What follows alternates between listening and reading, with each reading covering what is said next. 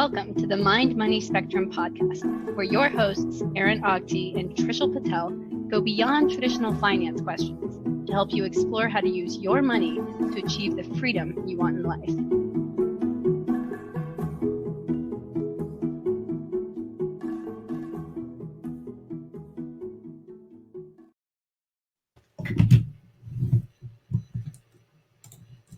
Hi, my name is Aaron Ogti. I'm a financial advisor in the Bay Area. I'm here with Trishul Patel, a wealth manager on the East Coast. Hey, Aaron, great to be here today, and thanks everybody for listening and watching. Great to be here as well. So, Trishul has achieved FIRE, the financial independence, retire early. Trishul also now has a young daughter. And today I want to talk about parents who have achieved FIRE and especially address the question like, how do you teach your kids the value of hard work? And it's kind of, I have had a few client conversations recently where they have achieved FIRE. They wasn't a FIRE challenge, but they're now financially independent and they still have kids in school. And one of the parts of the conversation is, are you going to keep working? Are you going to stop working? Or are you going to keep working because it's now optional for you? You are financially independent. You could retire early. And the general consensus, again, small sample size, is that they're probably going to keep working while kids are still in school. Then once kids are off to college, they'll probably stop working at that point, which gives a lot of creative financial planning choices where maybe we don't need to save into their 401k. Maybe they do because we want to kind of manage their expenses well, or they can increase their lifestyle expenses. They go on a little more expensive vacations. Other things might change as their kids get older. But I really want to kind of discuss this idea, kind of part of a series, like the difference between financial independence and retirement. Like, just because you've achieved FIRE, Trishul, you're still working now. You're not, you retired and you unretired. And this idea of financial independence versus retirement and the different factors that go into some of these lifestyle decisions. I want to get to this over a few conversations, but today I really want to focus on, if you're financially independent and you have kids in the house and or going to school, what are some of the parenting values that you think about that you want to make sure and instill on them? And the easy one, because this came up in a client conversation, how do you show your kids that you work hard and this is an important value to have? If you stop working, like, no, trust me, I worked really hard before you were born. And now I'm living a life of leisure. But the hard work's really important. You just never saw me work hard.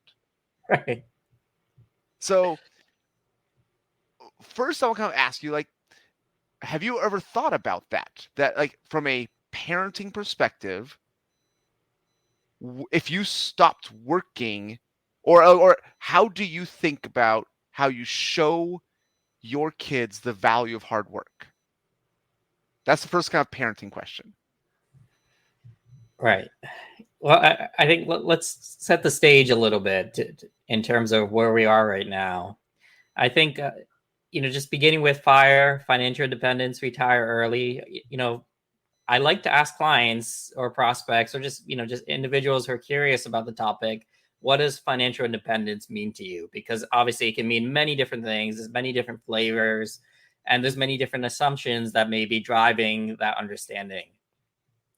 And, for me, it's really much more about the financial independence part rather than the retire early part. Mm-hmm. And specifically what financial independence means is essentially employment or work for money is more optional, meaning it's not necessarily there because you need to survive or support your standard of living. Mm-hmm. It's more there because you enjoy it, or it's a part of your life that you want to keep going for various other reasons, but not really because if you don't do it, you'll be on the street, or you won't be able to meet very important life goals, even if they are beyond survival. Okay, so I'm going to kind of push you here where we've had many conversations in the past. We'll have it again in the future. This is not a financial independence, the work optional side of it. This is not a how you are spending your time. Yeah. I'm really curious as a parent. So I guess, like, what are some of the values you think are important to teach your children, and how do you specifically make sure to teach them those values? Right. And I guess I picked hard work, but like, I'll let you start even broader if you want. What's a specific value you have thought about? I want to teach my children this, and how do you do that? Yeah, and we can start with hard work, right? It's a good value to understand, and often, yes, it can come with the notion of, okay, mommy and daddy are going to their place of employment, and they have to disappear for 6 to 8 hours every day while I'm, at school, and and I get to see them on the weekends more, and stuff like that, right? That can be one vision of hard work in their mind, right? Or working late evenings, or working on other types of employment related projects during off business hours, things like that. I don't think he takes that. I think that there's this again, this is like trying to get into like child psychology. It was not my intention, but like, they go to school, and they have things they need to work on that challenge them, and I think they project that feeling of observation. Like, they think parents kind of go to grown-up school. Like, there's things that the parents do that challenge them, that like and they're growing and learning, kind of like they can see a little bit of their own growth. Like, I couldn't do this last year, I can do this now. And they have an idea that they grew a little bit, and they know their parents aren't physically growing, but like, oh, they must be doing the grown-up version of that. So I don't think they don't have to see you like working on weekends. Yeah, well, it's hard to say when this understanding comes into play, the understanding that we're doing this, or adults are doing this to put food on the table, right? It has a purpose beyond just becoming better at things, right? It has this, again, basic needs component and survival component, and then everything else being able to do component, right? So I think part of the distinction is, where does the type of satisfaction that people enjoy come from? And it does seem to come from the striving for things that are difficult. And often that is probably the key goal that we want to instill, or that I look towards instilling. And I think it's still there, although it's decoupled from that component of, it's also here to put food on the table, or to provide for the things that we like. At least because so far, most of the conversations have been, are at my daughter's level, where she's like 7 years old now. So she doesn't necessarily have that broader connection of, okay, we also need the financial resources that come with the hard work. Okay, so maybe it's just like hobbies. Could be a specific example where it's is not a do what I say, not what I do kind of situation, but like, they see you taking on challenges either with them or in front of them that like aren't work related, but they do see you kind of taking these things on. And in my mind, even though I'm not necessarily spending most of my time working for a paycheck, I am doing work that I enjoy, that is hard a good amount of the time. And a lot of it is because it provides me with satisfaction. And I think my daughter does see it. I'll just lay out a few things. Like, for example, often when we're if she's off from school, or if it's an evening or something, I do my daily exercise with her, and we both try to do it together. and it's hard. It's probably the hardest part of my day, even though I don't get paid for it with any sort of remuneration, except for maybe life points, which, from one perspective are pretty important. But yes, it's a struggle. It's something where if you're not, from the perspective where I'm trying to get better at it, I'm trying to build muscle, I'm trying to be more fit, you actually have to push yourself to the point where it hurts. That's how you actually gain from the exercise of doing it. So she sees the struggle. She knows that it's not easy, but I still do it, right? And I think that's important for her to understand. I think there are other things within our life. For example, when we're doing chores, it's just part of what we do, meaning, let's play, but let's make sure we get the chores done first. Let's do it together. Yeah. What are you going to do? What am I going to do? Let's both do this thing that isn't entirely pleasant, but once we're done with it, then we can do something more enjoyable. And since it isn't that pleasant, let's make it more pleasant. Let's make it a game. Let's see who can finish first. Let's put music on, things like that. Okay. So some of the things that come to mind for me are just like working in the backyard. I don't want to say I'm great at gardening, but usually in the springs we do tend to like that. For me, it's a lot of sports. That's where, whether I'm coaching them or I'm trying to get better at some things. The last kind of year and a half, I've been playing a lot of pickleball. So I've been taking my daughter out to play pickleball a few times. They see me ski and snowboard in the winter.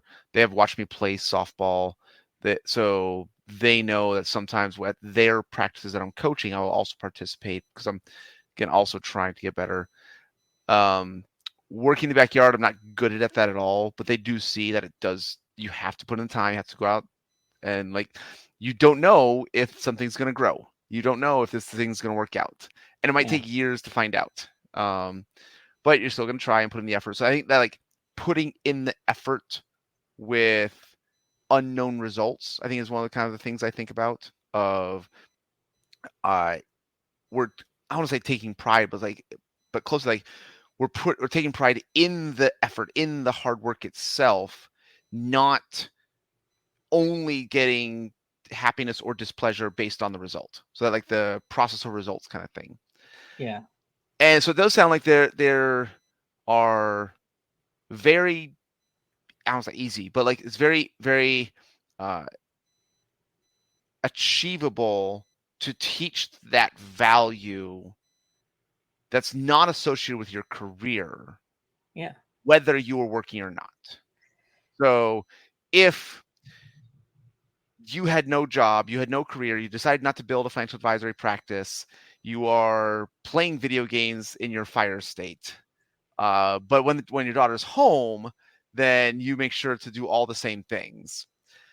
Theoretically, you are teaching them that same value, but it sounds like there's actually a correlation between, if you're enjoying life, if you're enjoying fire, you probably should be doing some things that continue to challenge you and continue to grow.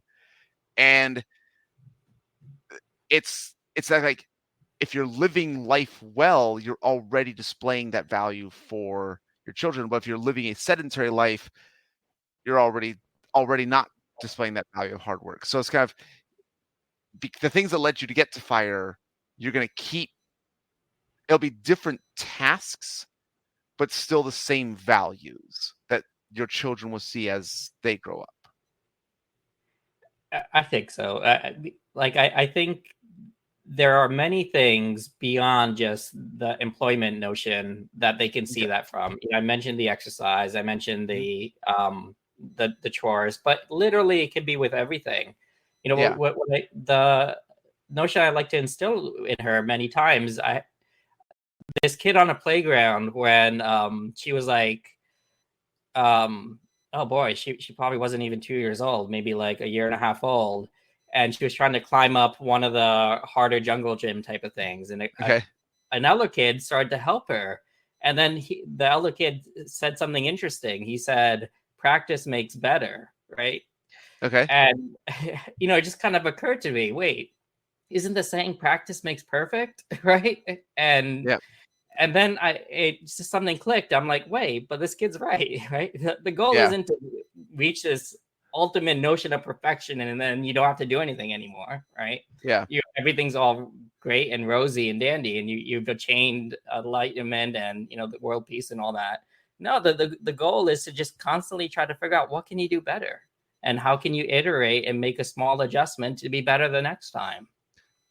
Because my daughters have heard me say to all the teams I've ever coached, if I ask how do you get better at something, they know the answer is practice. Exactly. Where right? And it doesn't matter what the thing is. It's not just sports. If you want to get better at the crossword, do the crossword. I remember during COVID, I've never been able to juggle. And I want you know what? I want to see if I can figure this out. I want to be outside in the backyard. So I kind of slowly learned how to juggle.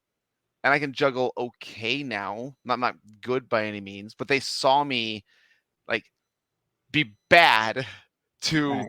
oh, you got 3 in a row. Cool. And then slowly build that up. There you go. And so, yeah, that teaching the benefits of practice, I totally agree. And you don't need to be financially independent. So that's another thing. You don't need to be financially independent to teach them the same values. It doesn't have to come from work. But even if you are financially independent, making sure for your own benefit that you have these challenges, that you are growing and moving forward in whatever you want. It does not have to be career, but still not staying flat. You get to choose what challenges you take on, but you're still growing in some area, even if it's not career. And then your children will see those kind of behaviors displayed. Yeah. I think the overarching notion is you want to instill a growth mindset in just anything, right? And you even mentioned me hauling away and do video games, but no, do the video games with the kid, right? And show that it's another example. Literally everything can fall into that. And why shouldn't it? So, there's this notion of there's this understanding that when people retire, right, they just go on constant vacations and stuff like that. Yeah. And in fact, studies show that when people actually leave employment at an elder age, if they don't have something else, it's actually a pretty big predictor of mortality, meaning atrophy from there. If you really don't continue that growth mindset into retirement, right? Which is why I say it's more about the independence than the retirement. It's really about having the options to do things that aren't financially motivated and doing those things. Yeah. So if it's not, I still want to kind of think about this idea of parents who are financially independent, but especially the kids are still in school. As I come over with a few other things, are there any other challenges you have observed of, again, parenting while financially independent that you have to almost create artificial constraints? Maybe that's another thing I've seen. But what some of the other observations you have as a financially independent person with a parent as a parent with a child still in school age? Well, so on the good side, there's a lot of flexibility, right? We have plenty of time to spend on evenings, make sure we have quality time every single day, and things like that don't end up being an issue. At the same time, it also affords the opportunity to be a little lax on certain things. Like, for example, I remember, what was it that broke? There was something where I don't know, maybe I think my daughter left the refrigerator door open or something like that. Okay. And I was like, you got to close it. You can't just leave it open, right? If you grab something, otherwise it can spoil and break. And then she's like, oh, but you can just get a new one on Amazon. Oh. That's not how that works. Wait, what? And of course, because many times when a toy of hers is broken or something, it's been so easy to magically replace things, right? Because almost everything is expendable at this point, and the cost of these consumer products are at a point where, okay, you just click reorder and you get a new one shows up on Amazon. So yeah, instilling the notion that no, that's not how it works. Yeah. So, a few things came up with respect to that, and building up this core competency of finance, it's something that you have to think about it from an age appropriate standpoint, right? And sort of build up the competencies over time. There's different skill sets you want to think about when they're 2, 3, 4, 5, all the way up, right? Mm-hmm. So I think earlier on, it was just trying to provide the understanding everything isn't expendable. Some of these things are infinite resources. And it really had me thinking, though, like, for example, maybe 200 years ago, running water was not an infinite resource, meaning you had to really conserve to make sure that was okay, or you didn't have an infinite amount of clothes just all over. Like what did they say? Like, if you look at the amount of clothes in the average, the amount of retail outlets in the US, it can enclose the entire planet multiple times over, and these are just unsold clothes that are laying there, right? Oh wow, really? Yeah. I had never thought about that, but I can see that. There's an abundance of all these things that literally, if you had just one of them 200 years ago, you'd be the king of that particular village, right? I remember, I think I saw a photograph from the late 1800s, and it was just like, I don't know, the apartment, but it was like a house where people lived. They didn't have closets. Yeah. Houses did not have closets because you didn't have stuff to put in a closet. Right. Some of the wealthier had a like a wardrobe, A bureau, which was a bureau, like, and so like there's a kind of a closet out, but it's part of your furniture. Yeah. And so like if you look at pictures of housing before 1900, closets didn't really exist. Right. And so like we're definitely at a abundance of stuff where every room needs a closet, and a nice master bedroom has 2 closets. So I think the notion is you kind of, or what I kind of lean towards is I kind of need to instill some notion of artificial scarcity, right? Yeah.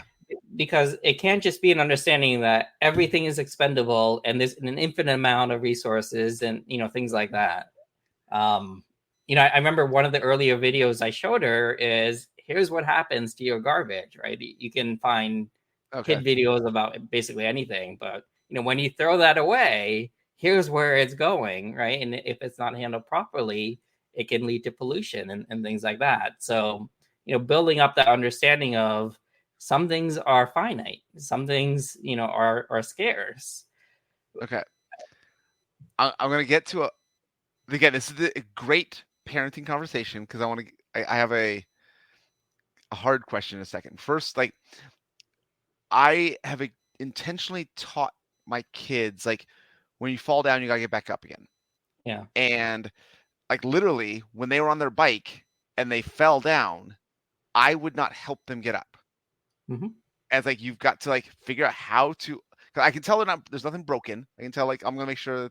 And one time on snowboarding, my daughter broke her wrist. Like, okay, that's a different scenario. We're going to take care of that. But yeah, like, you got to like untangle your legs and figure out how to get up on a bike and then stand your bike back up again and get back on it. And that was so painful for both them and me to go through that. But now, if they're off riding by themselves and I'm not there, I trust if they fall down, they'll go back up and they'll be fine. Yeah.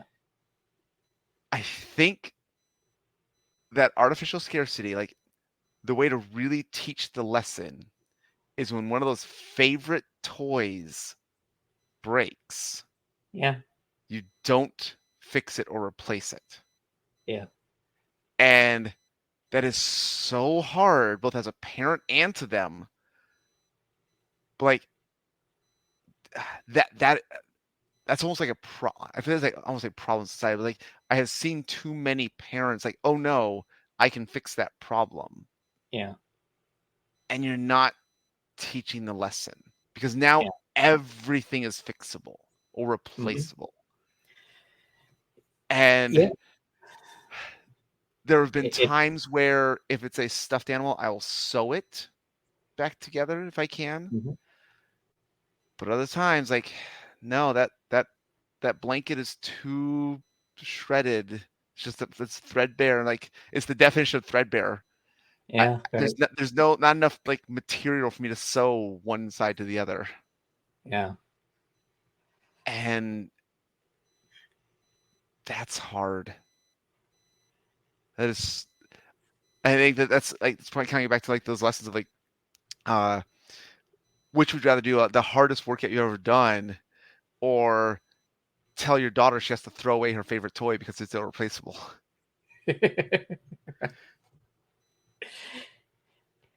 I think it comes down to this core principle that I think it has resonated throughout our upbringing for my daughter. It's actually a principle that comes from the Montessori understanding. So my daughter's gone to Montessori type of schools since 4 or 5 years. Since she's been able to, and the key thing that they try to instill out of all qualities is this notion of independence.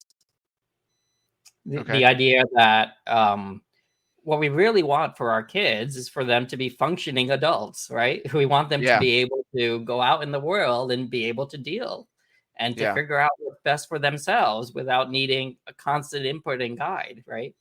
How do they manage their own emotions and their own temperament and their own desires and their own likes and their own addictions and their own whatever, right? Mm-hmm. So, one of the key phrases from the founder of Montessori, Maria Montessori, is, I'm going to butcher this, so we'll probably put it in the show notes, but I think it goes something like, do not do for a child that which they can do for themselves, right? Okay. If it's something within their capacity to deal with, let them deal with it, right? And the way you let them deal with it is by letting them deal with it, frankly, right? So, when the Montessori method is working, when the adults or the guides disappear into the background and the kids are learning on their own, right? That's when they're actually in the zone, where they're actually putting things together in their mind and physically, right? Yeah. Making connection. connection. The biggest example I think of, it happens so often, is like, you're trying to get out the door. Yeah. They need to tie their shoes. Yeah. It's like, okay, I will tie their shoes and we'll be on time. Yeah. Or they will tie their shoes and we're going to be late. Yeah. And they got to see the consequence of being late, right? Yeah. Like, okay, now we're late. We missed the whatever. What are you going to do? Yeah. Well, okay. Well, maybe next time you could do something different. That's how it goes. So, there have been times where if we don't do this, we don't get to do something very important, like, go to that science center or go to the beach or whatever. And it didn't happen, right? So, it probably the most important lessons happened that way than, just doing the right things and achieving, what you hope to achieve, rather making the mistakes, right? Failing again and again and again and again are probably the most important things you can do as a kid. Yeah. Any other observations before I get to some of the corollary conversation I wanted to bring up? Like anything that you've noticed, because that having achieved FIRE, being financially dependent, you are also a parent that you've had to intentionally teach something, as opposed to it's just opportunities came up. Yeah. So again, there's probably been more with the financial literacy side of things. And again, it has to be kind of age appropriate. So there's some insights that we've kind of pulled in. We've given this notion of, okay, she has this money, it comes in for gifts and stuff like that. And we've actually told her, there's a lot here. We can save it for the future. What we're going to do is help invest it for you. And we actually show her, here's the account, here's the chart where it's going up. And then she now gets the notion of, hey, it's going to be more money by delaying that gratification down the road. And her almost instinctual notion now is if she gets money, she's like, okay, let's put it in the bank. And then I actually take her, she gets to put the money in the ATM, right? So she gets that feedback of putting the money in and it's showing up on her account online. So I think that helps solidify the notion of it's going somewhere and it's going for your future benefit, right? It's growing over time, this notion of investing. I think for the actual, the spending money and the allowance and the things like that, I did hear this anecdote, which we haven't quite put into work yet because it may be a year or two out before it's age appropriate. But there's this notion of, the base case of allowance is you get $20 a month, right? Or whatever it happens to be. Yeah. I don't know what the inflation adjusted amount is. What kids expect. Whatever happens to be, you get this monthly amount. But I heard this other financial independent individual state that he did something else with his children that seemed to work over time. And the idea is, instead of having a fixed amount that they automatically get, instead they have certain chores they need to do just to be a responsible member of the household, and they don't get paid for that. Meaning you just do these things because that's what is expected of you. We're in we're in a family. We're working together to support this household. Here are my expectations. Here are your expectations. We just do it. However, if you want to earn some money, you can find a problem and help fix it. You can find something wrong and you can make it better. You can find an issue and you can deal with it, right? And what he said, so what he said is that encouraged his kids to be more entrepreneurial. Like, hey, I saw this, the floorboard is getting banged up. What, can I paint it for you, Dad? Right? And the kid starts doing things like that. Or, it creates this motive or this intention to be more entrepreneurial, to look for problems and try to solve them. And again, this is more beyond just, I'm getting an income. It's thinking more like a business person, right? Being more like an entrepreneur. That's interesting. So I know I have not. It's a lot of my money lessons with kids tend to be more academic, but cause they know that when they ask a question, I will take the time to give them an honest, thorough answer. And if they're too young, I'll say like, "That's a great question. I'm not going to answer it this time. I will answer that for them in the future." Something along those lines.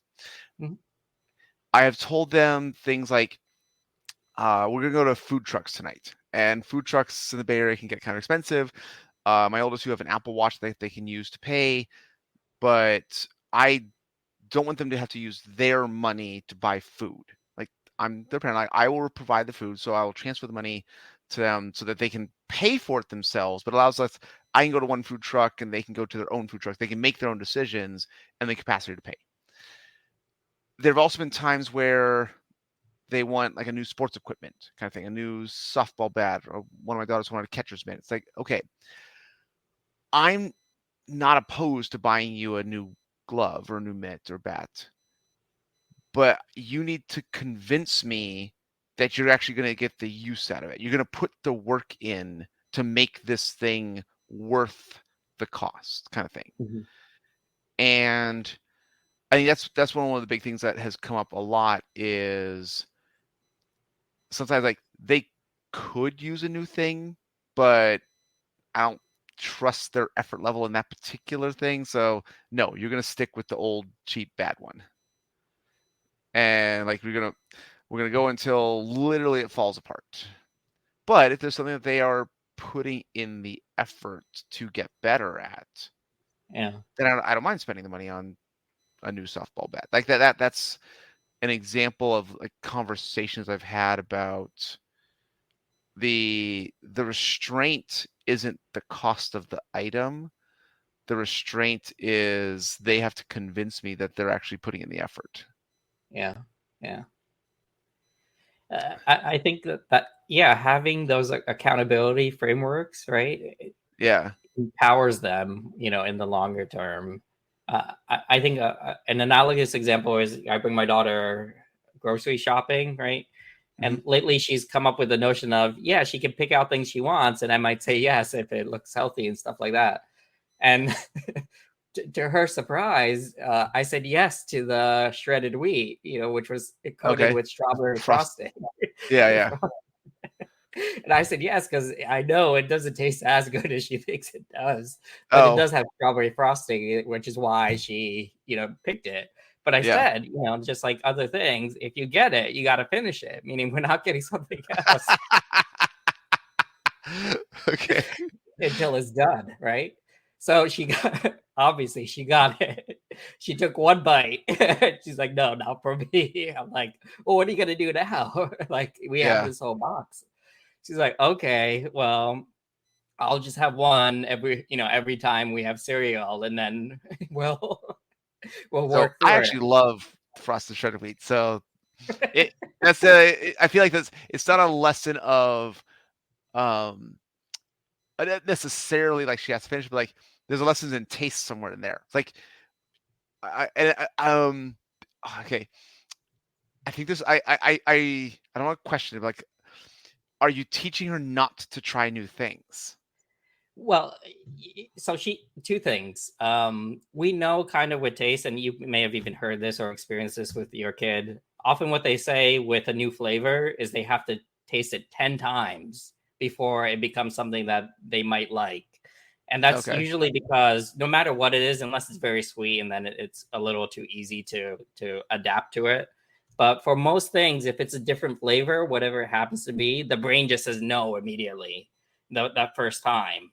And if they never try it again, they won't try it the second time. But if they do, that no drops down. And it takes about 10 actually to introduce a new item, right?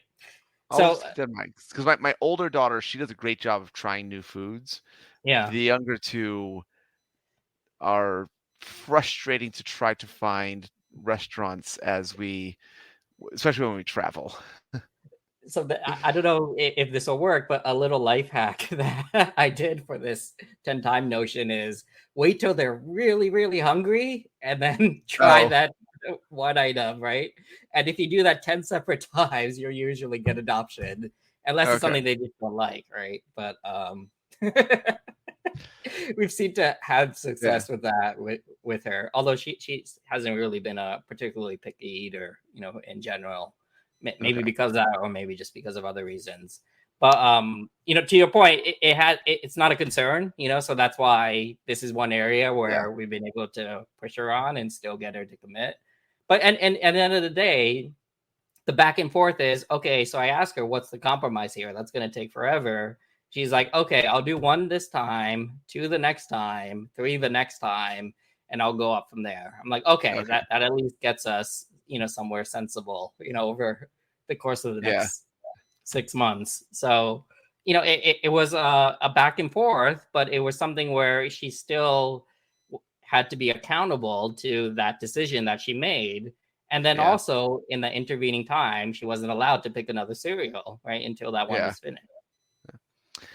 Okay. So the last kind of corollary conversation I want to get to, another client of mine, they are close to financial independence. They have kids in school. They were close enough that one of the spouses stopped working. That's like actually one of the things I pushed her towards.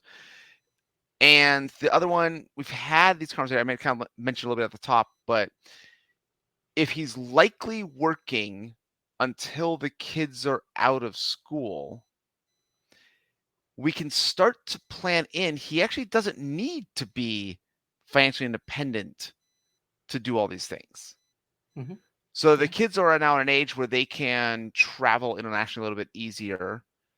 And this is the example, like maybe he doesn't need to save in his 401k. But he's not. They are not actually financially independent right now. The husband is working, the wife is not, but the household is not financially independent yet. And still, they almost get to live the lifestyle as if they were. Mm-hmm. And it's not. So it's that. This is why I kind of have a little bit of umbrage about the financial independent being work optional kind of thing, because I think if you design your life well, this is where life planning comes into play. That you could still have the same lifestyle as if you were financially independent. We're accounting for like your income pays your bills and just letting your investments grow for another 8 to 10 years. That's kind of like the super basic scenario in this particular case. But this is why I like the idea of separating financial independence from kind of retirement or the work that you do, where if you are very intentional with the life you're living, where even in your example, you're financially independent and you still decided to work. Even though it's completely optional, you still have a financial advisory business. And you're still trying to help people, and you don't do it on a pro bono basis. You actually charge them to kind of make it worth your time, sort of. But it's like there's a variety of other reasons where you are working still. You are not retired, even though you achieved FIRE. And so the age of kids, I've found in conversations with clients, gives them it goes back to that artificial constraint kind of thing. Like, we can't afford it, like we can, but we have to tell, like, here's why we don't just spend superfluously. The age of the kids creates this artificial deadline. Like, there's no particular reason why they would stop working 8 years from now, 10 years from now, or 12 years from now. Like, those from here to that time frame, those are kind of all more or less the same. Like, they'll get to financial independence before then anyways. But let's see, I have an 8-year-old who will turn 18 in 10 years and be off to college. Like, makes it easy to work 10 years instead of 8. And they can change their mind. They can stop working sooner or work a little longer depending on their lifestyle. But it almost creates this easy to envision, I don't need to get to financial independence as soon as possible. I'm likely going to be working anyways. Let's take advantage of that and be intentional with our life now. Yeah. And so as a parent, kind of you did FIRE first, then parents, correct? Yeah. Okay. They were in the same year. Okay. Strongly correlated. Okay. If your daughter was born 2 years earlier, or if you had kind of gotten to financial independence like 2 years later, do you think that might have changed some of your decisions? It's hard to say. You know, the narrative or the backstory is essentially, I sat down with my wife the week my daughter was born and said, "Hey, okay, here's where we are." And you know, it's one of those things that the conversation could have happened earlier, but it probably happened as soon as it could have, and it was good timing. So I think it's an important observation. This is something that comes up with the work I do with clients who are parents. Yeah. Where it's all it all matters kind of thing. Yeah. Like, yes, we want you to be saving for financial independence. What are the parenting values you want to teach your kids? What are the ages? What are you going to do with them? It's harder, but not impossible to travel internationally while they're still in diapers. Like, is that a priority for you? What is a priority? Is it visiting grandparents more of a priority? Where are you going to live? House that you buy? This all matters. But I think one of the big things that I try to stress is you don't need to get to financial independence as soon as possible to do all the stuff. And I have similar conversations with either clients whose children are already grown, so they're older, kids are out of the house, or clients who don't have children. I don't like the idea of waiting until you're financially independent and then doing the stuff. I don't want you to wait until something to be happy. Like, what is the lifestyle you want now? You are a parent. You are not financially independent. But that does not mean that you have to wait. to be financially independent, to do the things. Yeah, I see what you're saying. I think just stepping back a bit, there are many flavors of financial independence, to begin with. And for my wife and I, the flavor that resonated with us, or what happened with us, is we just simply at that time had enough passive income coming in to cover our expenses. So the idea was solidified when my daughter was born, where, hey, this is a very big commitment. There's a very high pressure job with a hedge fund going on, and I really want to focus my efforts on my daughter and my family. So that's where that transition point happened for myself. Okay. Now, there's a difference, though. Like, for example, there could be a situation where somebody is working, they even have kids, or they don't, but they have a roadmap to reach that notion of financial independence over the next, like you said, with that particular client situation, over the next X amount of years. Just knowing that might be enough of a comfort to be able to shift gears or to change your perspective on things, to be able to make lateral moves that you may not make otherwise.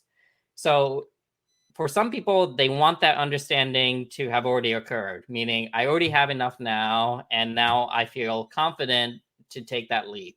For some people, it might be, I have the plan, I'm not quite there, but I know if I follow these minimal things, which have a high degree of, or which I have a high degree of confidence in, of succeeding, then that's good enough. That's good enough for me to make these lateral moves. Now, for many people, if they're further out and there's enough uncertainty and they really need to hunker down, then it may not be as realistic. Okay, here's the big scary one. And I say scary to you as a financial advisor, not scary to the clients, because it is possible, and you can imagine the way the math works, that two-income household, they're not particularly close to financial independence.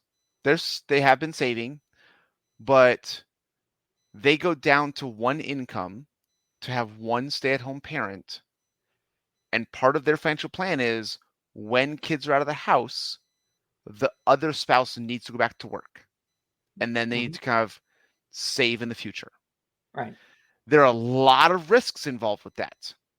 Income potential, the ability to save in the future, health, disability, lifestyle combination. Like, there are a lot of risks, and it is not a safe assumption that your future savings will be enough to provide financial independence. Most likely, you're going to have to work longer. It's going to, because you don't have the decades of compound growth. So you have to save more in the future than you would be saving now. Yeah. And so it's either working longer or restricting lifestyle more in the future. But that can work if having a stay-at-home parent is the priority over being financially independent as soon as possible. And this is the big scary thing, that yes, it's possible. We can make it work. There are risks, and you get to decide which risks you take on and what is the lifestyle that you want to live. Yeah. It's this notion of, in an ideal world, we would like to indemnify ourselves against any bad thing that could ever happen, right? There's only one certainty in life, right? Yes. Maybe two if you ask an accountant. But overall, you have to take some risk, right, somewhere. And that's why I like to think of financial planning as a process, not something where you do it once, you wipe your hands, and you come back a decade later and say, what happened? No, it's an iterative process, meaning you can look at that scenario, you can say, this is what we feel makes the most sense in, for our lives, for our situation. We understand the risks. There's a 30% chance roughly that we may need to abandon ship and shift gears, or both of us go back to work and get a daycare, a nanny, or whatever it happens to be. But we're comfortable taking on those risks. These are informed decisions. And then as we're tracking year after year, we may realize that we're going to double down on this notion, or we need to make adjustments along the way. So it could certainly go in either direction, depending on how preferences change over time and how actual outcomes play out. That's a great point, is that this is not a decision set in stone for the next decade. It's okay, you understand the risks. And I tell clients all the time, you get to decide which risks you take on. Choose which risks you can live with, which risks you can still sleep at night, and which risks you can't. Yeah. We can't get, I never use the word indemnify, but like, can't get rid of all the risks, but you get to decide which ones you take on. Yeah. Also, doesn't mean that you can't change your mind 2 years from now. Like, oh, this isn't working as well. I'd rather be able to go on more vacations and spend daycare. And sometimes, like, I've had new parents, like, I want to go talk to grownups. Like, so there are different reasons, different lifestyle decisions like that could change my mind, but you don't have to be so scared that you're going to live in a box on the street to not actually live the life you want. Yeah. And I think this is why I like this combination of thinking about parenting and financial independence, and they are not mutually exclusive, but it doesn't have to be one or the other. Like, there's decisions that you get to make and priorities, and what are your values and what are your priorities, and that's what we can make happen. And a good financial planner will help you understand the risks, and like you said, monitoring along the way. Like, this changed, can we still continue down this path, or do we need to make an adjustment?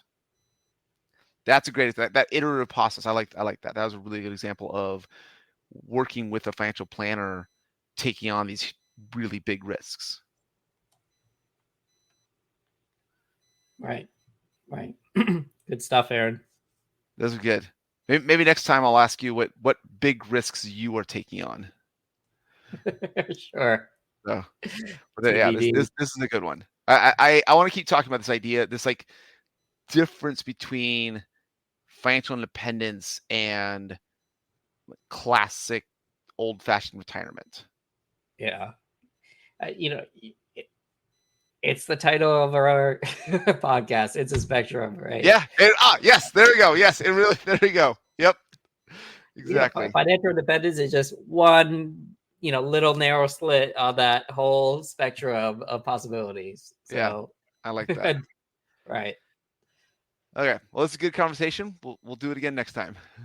All right. Good stuff, Aaron. I enjoyed the conversation as well. If you're liking these episodes, don't forget to subscribe, like, and share, and comment. So thanks, everybody. Bye. Bye.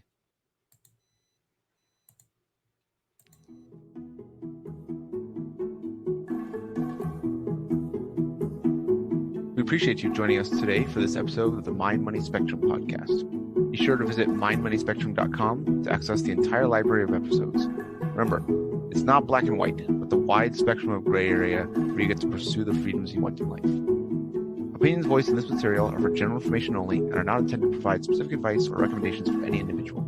All performance referenced is historical and is no guarantee of future results. All indices are unmanaged and may not be invested in directly. Have a nice day.